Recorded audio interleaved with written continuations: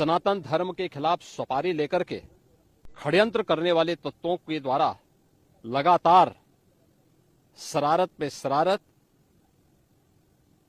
करते हुए झूठ के और असत्य के नित नए प्रतिमान भी गढ़े जा रहे हैं।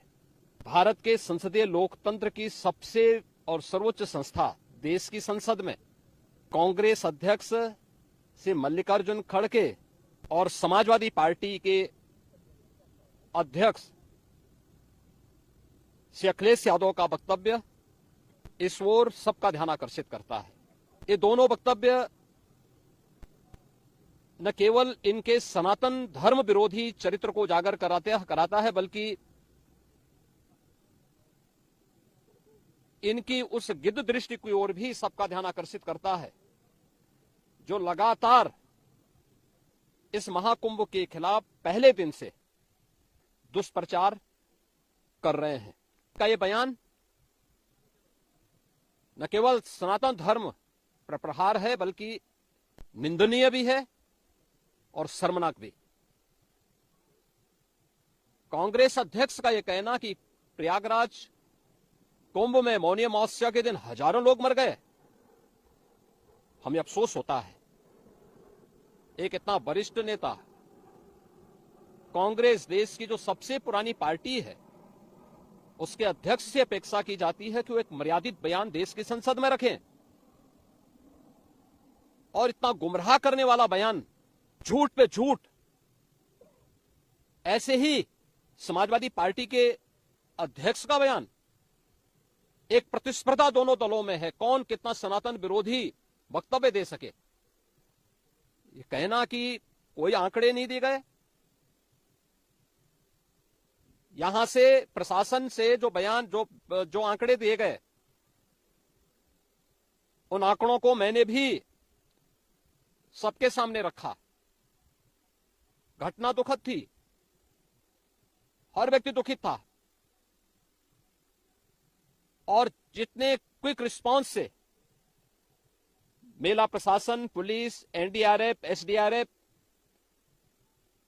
सिविल डिफेंस, इन सब ने मिलकर के घायलों को हॉस्पिटल पहुंचाने का काम किया, अपने आप में एक मिसाल है।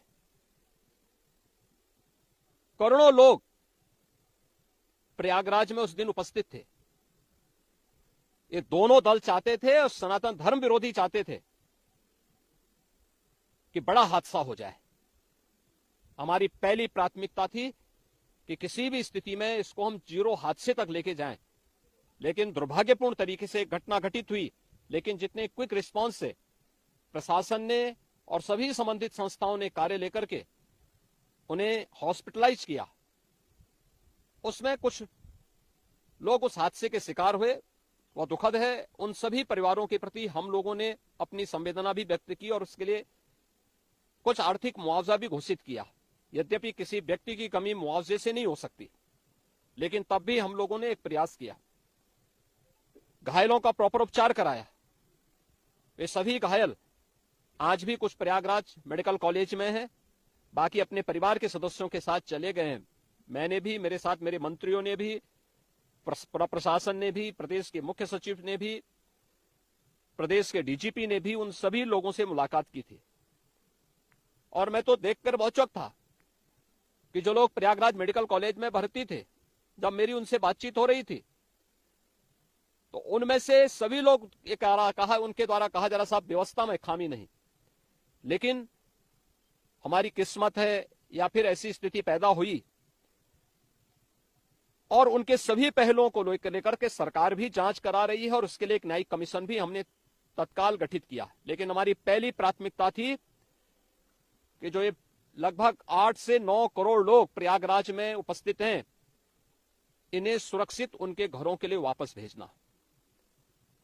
इन दोनों दलों और सनातन धर्म विरोधी उन सभी लोगों के वक्तव्य, जो लोग ये गुमराह करने वाले वक्तव्य दे रहे हैं कि लाखों लोगों ने स्नान नहीं किया, सरासर गुमराह करने वाला है। ये वक्तव्य देना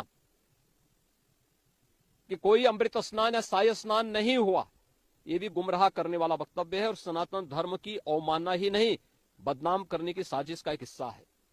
कोई परंपरा बाधित नहीं हुई। मौनी अमावस्या का स्नान पहले दिन सायकाल 7:30 बजे से प्रारंभ हो गया था और अगले दिन पूरे दिन भर देर सायकाल तक मौनी अमावस्या का मुहूर्त था। स्वाभाविक रूप से अखाड़ों ने हादसे के तत्काल बाद मेला प्राधिकरण के साथ बातचीत करके अपने स्नान को स्थगित किया था कुछ देर के लिए। और फिर जब मेरी उनसे बातचीत हुई दोपहर के बाद, सभी अखाड़े और पूज्य संतजन, आचार्य महामंडलेश्वर, वे इस स्नान का हिस्सा बने और वही परंपरागत तरीके से सभी स्नान भी हुए। इस महाकुंभ में 3 अमृत स्नान थे, मकर संक्रांति, मौनी अमावस्या और बसंत पंचमी। इन तीनों में अमृत स्नान हुए जिसमें सभी अखाड़े भागीदार बने। समाजवादी पार्टी के अध्यक्ष का यह वक्तव्य भी कि सरकार ने 100 करोड़ की घोषणा की थी, मुझे लगता है कि उनको बयान थोड़ा पढ़ना चाहिए।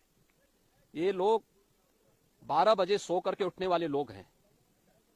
कार्यालय स्टाफ जिस प्रकार का इन्हें नोट बना करके देता है, ये उस प्रकार का वक्तव्य बना करके सामने प्रस्तुत करते हैं और फिर उसके अनुसार उसको लीडर के रूप में नहीं बल्कि एक रीडर के रूप में सबके सामने उस वक्तव्य को पढ़ करके अपनी जगहसाई करते हैं और राजनेताओं की भी जगहसाई करते हैं।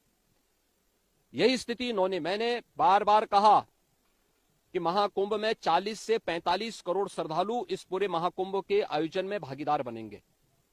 और मुझे बताते हुए यह भी प्रसन्नता है कि पिछले 22 दिन के अंदर इस महाकुंभ में 38 करोड़ श्रद्धालु अब तक यहां आ चुके हैं।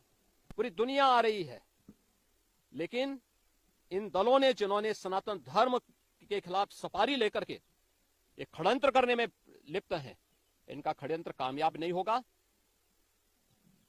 29 जनवरी के हादसे की तह में हम लोग जाएंगे, षड्यंत्रकारियों को बेनकाब करेंगे और उन्हें सजा कैसे दिलाई जाती है यह आपने उत्तर प्रदेश के अंदर पिछले 8 वर्ष के अंदर देखा होगा। आगे भी आप इसको देखते रहिए।